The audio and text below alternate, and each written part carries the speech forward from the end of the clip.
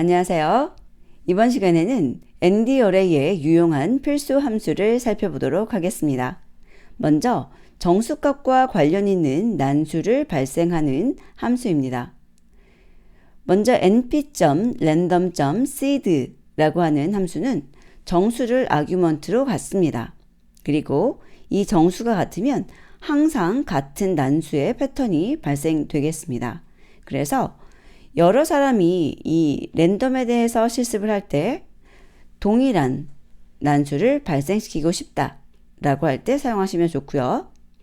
np의 random.randint 라고 하는 것은 스타트와 스탑 값을 갖게 되고요.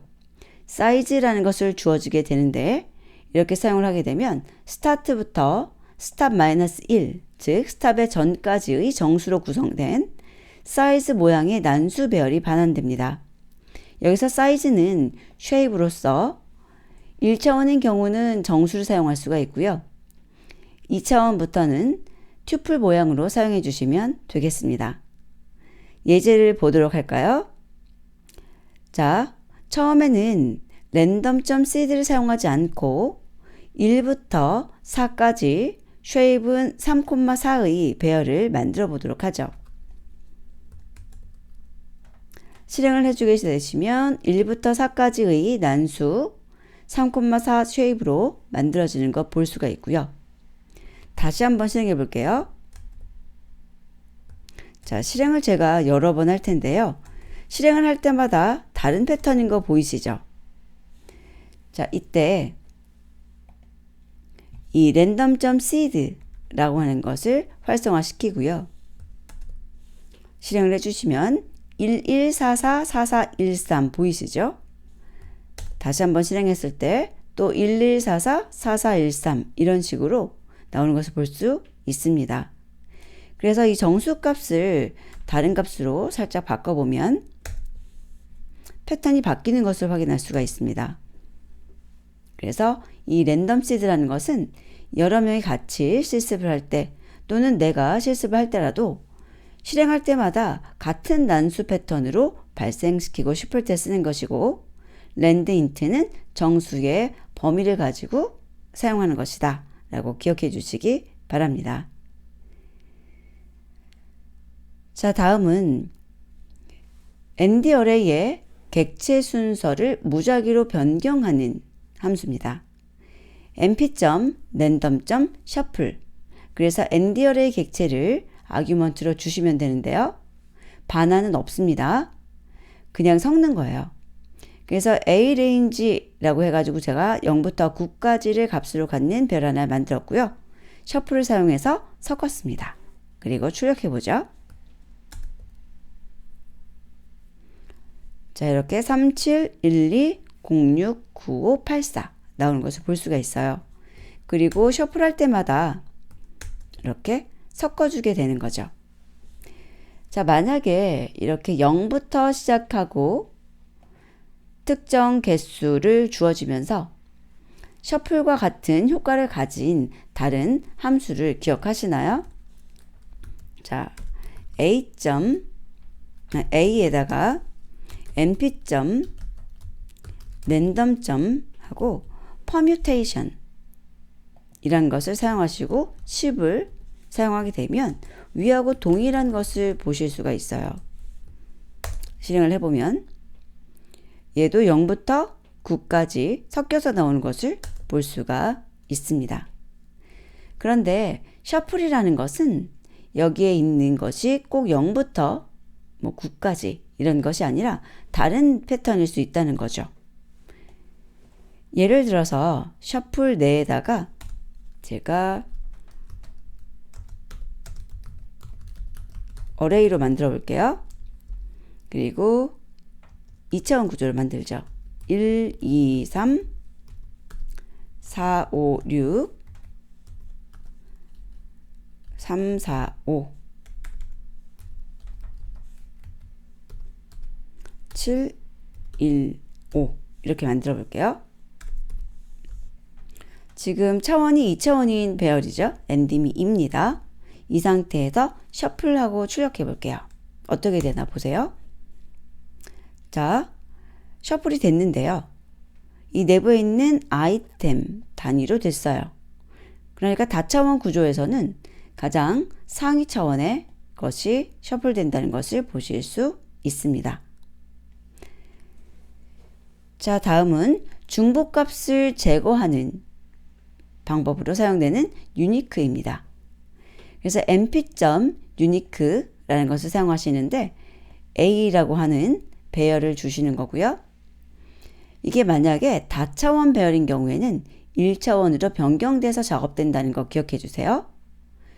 그리고 return count라고 하는 파라미터가 있는데 기본값은 false예요.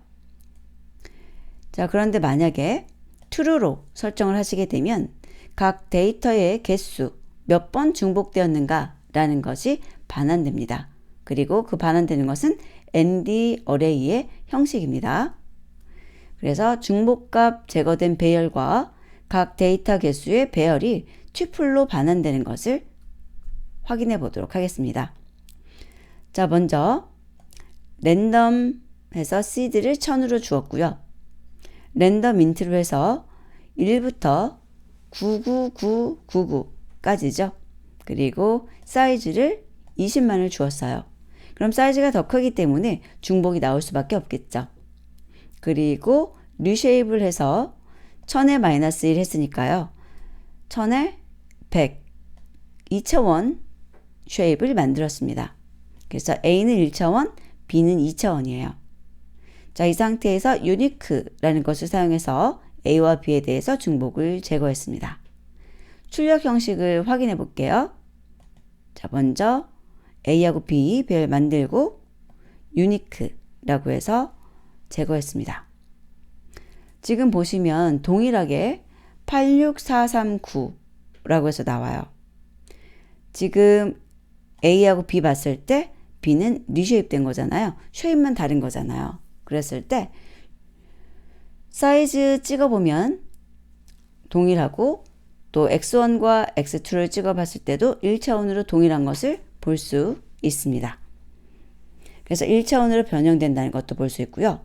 하나 더 정렬되어 있다는 거 보면 1부터 99999까지 정렬돼서 그 결과가 반환된다는 거 기억해 주시기 바랍니다.